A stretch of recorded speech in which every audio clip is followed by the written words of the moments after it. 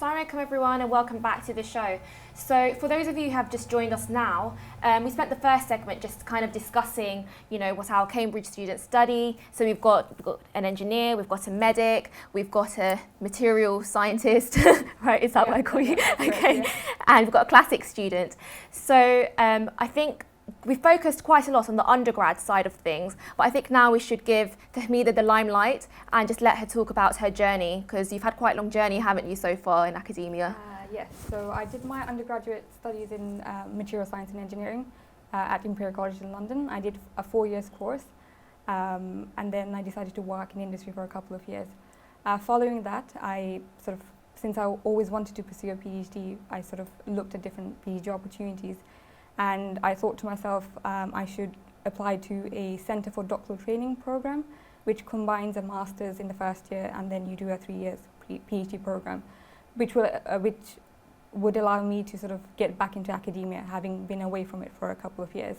So the program I joined is a 4 years course, so 1+3. So for master's or PhD applications, there aren't any strict deadlines, so to speak, that we have for undergraduate students.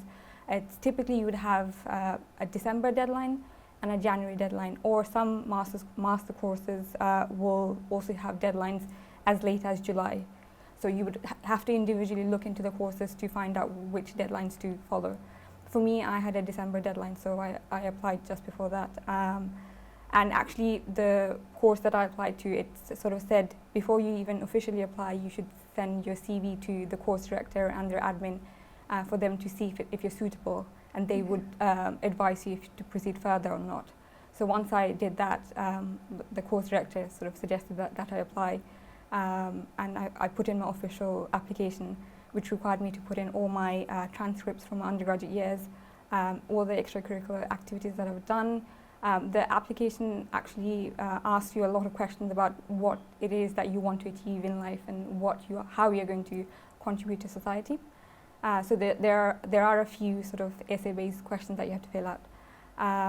Once you do that, you have to also give in 2 references. It could be professional or academic references, depending on where you're coming from. And yeah, so those are that's the typical application for any master's or PhD courses. So I completed that, and 2-3 weeks later, I was contacted for an interview. So fortunately, I only had 2 telephone interviews. So one was by the course director, who asked me a lot about the fundamental questions or fundamental things that I've studied during my undergraduate years. And it was based mostly on the final year project that I did. So he really wanted to see if I understood what I was doing. Okay. And if I was interested in the topic. So what happens at a postgraduate level is they assume if you've gone through to the interview stage, they assume that you have a general basic understanding of your subject area, but they want to see if you are going to be a good researcher and how independent you are as a person. And if you are, because this is an academic sort of assessing how well you are going to sort of work in a team, in their group or in their sort of department. So they sort of try and see if you're interested, how you are as a person professionally, and what kind of extracurricular activities that you've done. And my second interview was mostly based on the things I've done and what I want to do in the future. So it was a mix of sort of academic questions plus also what you want to do professionally. And from my experience from speaking to my peers, this is probably the typical sort of scenario of what a master's or PhD level interview could be like. Some PhDs, if it's very, very fundamental, can be very, very probing. But again, it's all in the sort of sense to try and sort of understand if you're interested in the subject area or not. So yeah. I think it's really nice that like a constant kind of runs through everything that you guys have said is, how interested the university is in you as an individual and how you will grow and how you will thrive and, contribute to the society. And that's something that lacks a lot in, other universities. And it's quite surprising that, we all pay the same amount to go to university, but what you get out of it, can really differ depending on where you go. So I would really, advise you guys to really listen to what these guys are saying. If you, benefit from that tailored support and you want to kind of like blossom as a person, have that kind of mentor, I can describe them as a mentor who kind of, tells you how to build on your strengths, gives you advice on what you need to do to kind of thrive, you should really consider applying to Oxbridge. I'm sure that runs true for Oxbridge too, right? Yeah. Okay. And Asmain, do you want to tell us about, I think in general, we're now going to discuss, how to actually prepare for an application, to Oxbridge, Cambridge specifically. So specifically, which A-levels do you do? Which other extracurriculars did you do when you were in sixth form? So sixth form, I was in sixth form from 2016 to 2018. In terms of A-levels, I very much did the classic route of biology, chemistry, maths. I also had economics for my AS, which was just something non-sciencey that I found interesting to pursue. When you say in terms of prepping an application for Cambridge Medicine, I think it is, as this common theme is, how much are you interested in your own subject? So it's about reading outside your subject. It doesn't have to be, you don't have to read all the textbooks in the world, you don't have to read all the books in the world. It's about you finding something that you're interested in and following that interest down, keeping up to date with relevant news and current affairs about that field, etc. And the beauty of the application course, the application process, is the fact that it is tailored to you. And so you have a SAQ that you can think of that as like a mini personal statement. And that allows you to... And that's for everyone, right? That's everyone for all has subjects. an SAQ? Yeah. Okay. And that's more about just you being able to widen your interests and to outline to those people who are going to interview you in a shorter personal statement about, okay, these are the interests that I have, and it acts like a guideline for the interview itself. It's something that's additional, and it really helps you guide your own interview process, which is, I think, quite unique to the UCAS process overall, because it's separate from UCAS, it's the university specific. But in terms of prepping a personal statement for a Cambridge application, I mean, it sounds bad to say this, but they do focus a lot on the academic side. And it's important to remember that you're not only applying to Cambridge, you're applying to 4 other universities as well, because you have 5 choices for your UCAS. And so it's important to keep the structure for the personal statement quite relevant to for all of the universities. So that would be around 75% of your academics and your volunteering, your interests, etc., 25% extracurriculars, and then the SAQ that you receive additionally will then help you direct more towards Cambridge, of course. But it's about the academic focus as well. So what did you talk about in your SAQ? Do you remember? Just so maybe yes. our audience can get some kind of pointers if they want to apply to medicine. I think, so I was quite interested in cancer. To me, it was this disease that seemed formidable, can't be defeated. So it was, I read The Emperor of All Maladies. That was quite a known book in the field. Read around, did a summer research project on epigenetics and looking at the effects on aging and cancer, etc. So did you say you read about the project, or did you actually take part in the project? No, I actually carried out a summer research project. Okay. It's a Nuffield project. It's called. Oh, okay. Yeah. And did you do that in year 12, in the summer of year 12? Yeah, between year 12 and year 13. And that was, did you do that with the intention of, I'm doing my personal statement and my UCAS application in a few months, this will look good on my application? I mean, you have to be smart about it, I think. You have to you do. know about, you have the process coming up. But it was something that I wanted to explore further, whether I wanted to do research further on. And it was something that I enjoyed. I actually did another project over this summer because I enjoyed the first one so much. So it is something that, yes, spurned on a further interest for my future. So, for students who want to do things like this, the thing is, it's actually, these opportunities are very hard to come by. Mm-hmm. So do you have any tips on how, someone with no contact can kind of get involved with research projects? I would say, so my project that I did, it was through the Nuffield Foundation. So they have a Nuffield Research Placement Program where they will link up students and researchers. And you have, but the thing is, that has an application process itself. You have to write a personal statement for that. You have to, I don't know if it's changed in the last couple of years, but you have to apply for that process as well. But I would say, how far in advance did you have to apply? Just so these guys know. Yeah. If you're in year 12 right now, I would say start looking now because deadlines vary across the country. That's the thing. But you're looking around January to March deadlines. So you should probably start applying now. But otherwise, for example, London and wherever you are, you will probably have a university near you.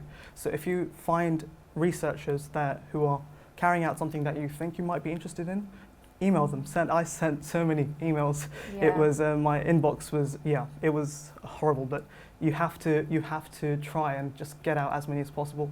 And you throw something enough, something will stick, right? So it's just about just trying at your best and just doing it as much as possible, I think.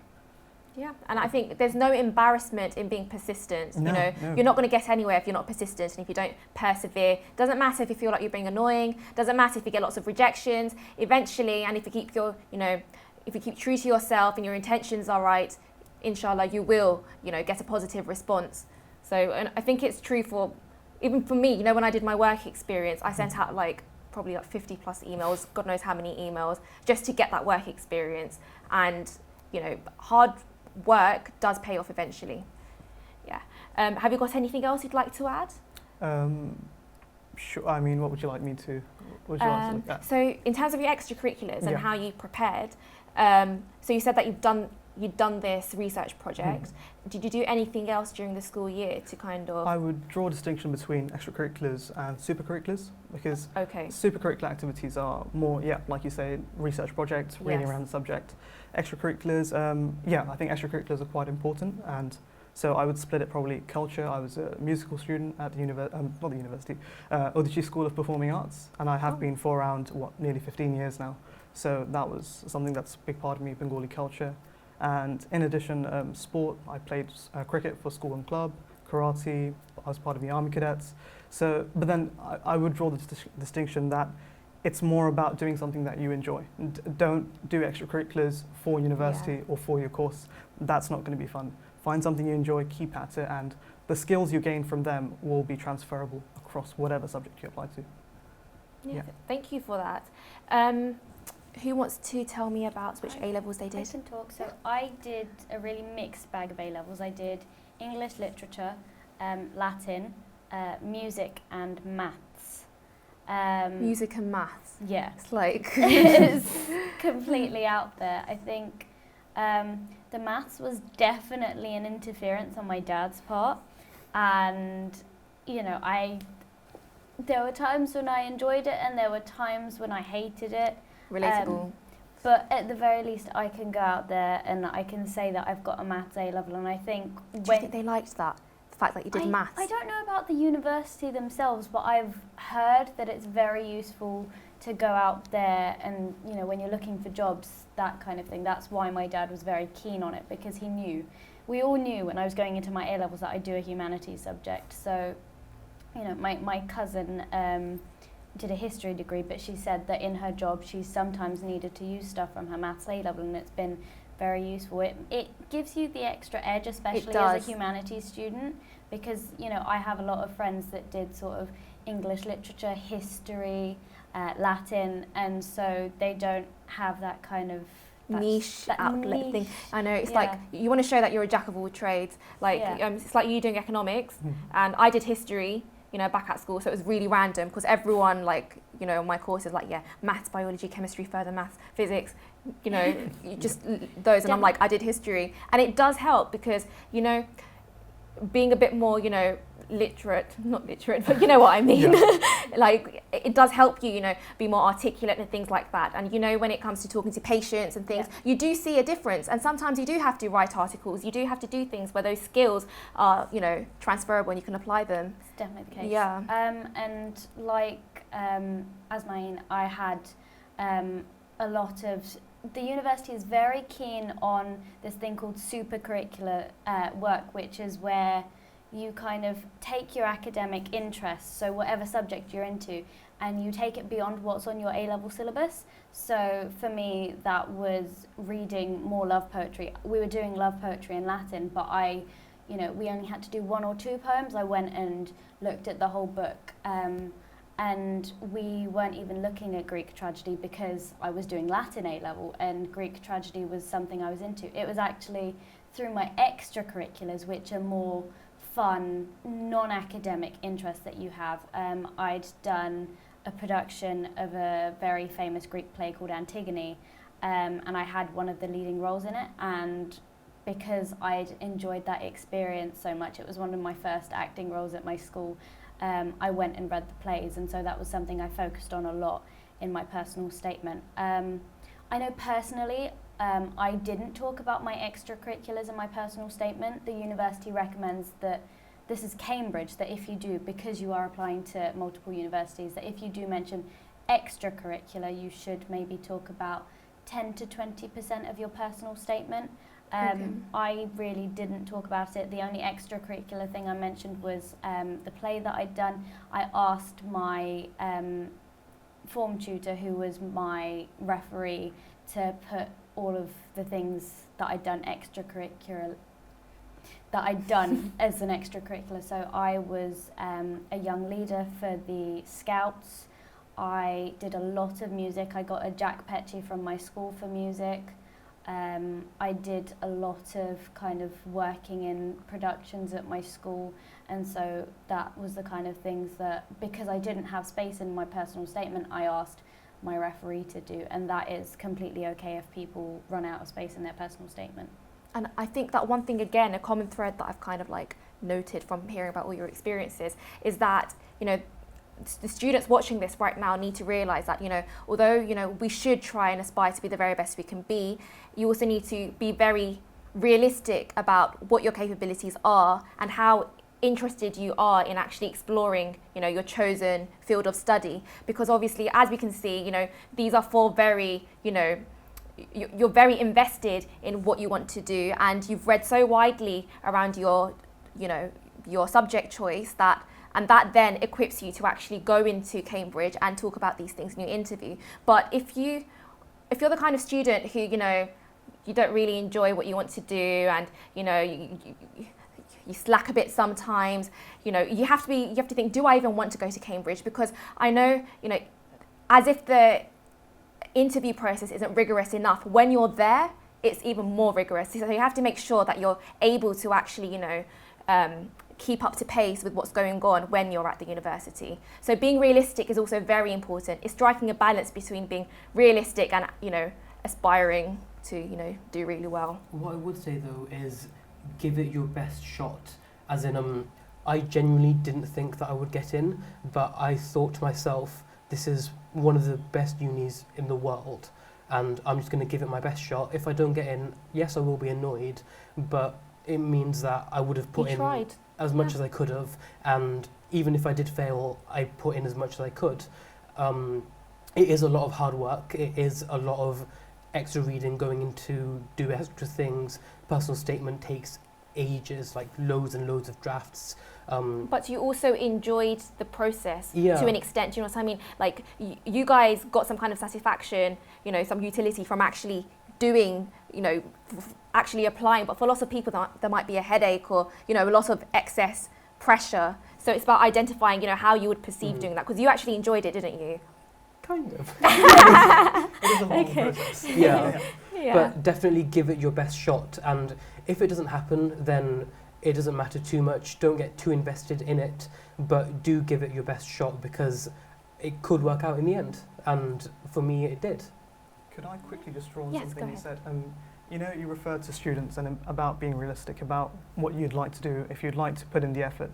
And I think that's very, very important. But I think another component that we have to consider the parents. Because I'm not speaking in terms of research evidence, I can't give you that, the data. But anecdotal experience, I know people who've had offers to Cambridge or Oxford and whose parents just have not let them go. I know people who are exceptionally bright, but their parents are restricting them to just a particular nearby city and universities just nearby. So I think a plea is also to the parents and to the child themselves, the students, because this is your life. It's a once in a lifetime opportunity in terms of pursuing higher education and where you want to go in your career. So I think it is a shot worth taking, because if you're worried about, you know, what is life going to be like there, what is the environment there, people may think it's very elitist, people may think that it doesn't fit in with our culture. I would just want to show that we're here. Banglasoc is here, there's Islamic Society, there are multiple people just like you all across the university. So it's about just taking that chance with your hand, that chance, because it's 1 out of 5 universities. You can afford to just give it a 20% risk. And I think, again, just the parents particularly, just not to restrict their child, because if you have the opportunity, if you have the intellect, if you have the ability to do so, I think it's a dream for many people that they may not get to realize, and that would be a shame in itself, I think. Okay. Is there anything you'd like to explain to the parents other than, the fact that you said there's lots of, people who are like us, a lot of like-minded people there. Is there anything else that you'd like to say to kind of comfort or reassure parents who are, a bit reluctant to send their kids to Oxford or Cambridge? Anyone? I mean, undergraduates are only there for 8 weeks a term, so they won't be away for very long. So they're only there for 8 weeks between October, December, and then from January to March, and then for a few weeks during the summer. So predominantly they spend most of the time away from Oxford or Cambridge at home, I suppose. So that's not something to worry about, that once they leave home that they're out of home. And I think that fact that as parents, you've instilled values in your children, and if you've instilled good values, they are a reflection of your teachings. So it's just trusting your children, trusting yourself, that they will carry out the very upbringing that you've taught them. So it's, I think, not to hold them back. It is a genuinely amazing place, though, as in you can meet so many different people from so many different walks of life. You'll find like-minded, similar people, as we have in Banglasoc, with everyone that had the same kind of cultural heritage or the same kind of childhood growing up in the same community. But then there's loads of different societies to do with sports or to do with different events. We've got weird ones like juggling and assassins, but then there's some really good cultural ones as well. Banglasoc has a lot of fun with some of the events that they do. In the last week of term, they did a garden party with the Pakistani Society, which was really good fun. So it is definitely a place full of amazing people, some people that you never would have thought of meeting, that are supremely clever, that are like, oh my god, how am I talking to someone that's like they are? But you can also make some brilliant friends, you can meet some amazing people, and it is genuinely one of the best opportunities I've had, and I've got 3 more years there, and hopefully I'll take as much from it as I can. Thank you so much for sharing all your experiences with everyone. We really appreciate it, and literally wouldn't have got it from anywhere else other than the mouths of people who are actually there living it, experiencing it. But now we're going to wrap the show up, and this basically was a pitch to go to Cambridge. These guys are trying to sell Cambridge to you, and I really hope that you understand what Cambridge is like a bit more. It's not just a fancy university, somewhere where you really your talents are really harnessed by those who teach you, and you really are taught to thrive and really contribute to society. So thank you so much for watching our show, and tune in a couple of weeks, inshallah. Assalamu alaikum.